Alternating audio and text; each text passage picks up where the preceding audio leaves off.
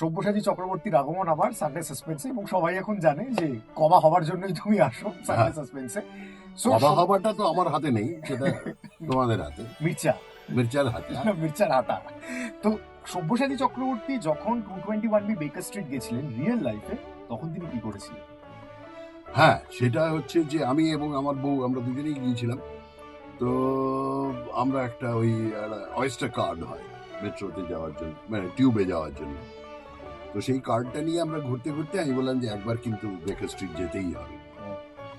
সেই তো তোমার শার্লক হোমস মিউজিয়াম, তো গেলাম আমরা 221B, অ্যাকচুয়ালি 221B এর সামনে দাঁড়ালাম।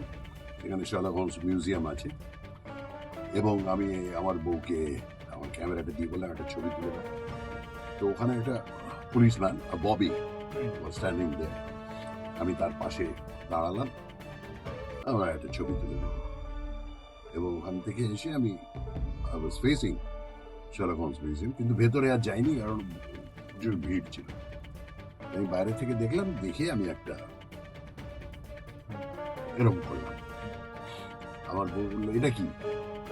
তুমি পড়োনি? ওটা হচ্ছে গুরু তুমি ছেলেই বলে আমরা আছি, এই টাইপের। So it was a salute to Sherlock Holmes.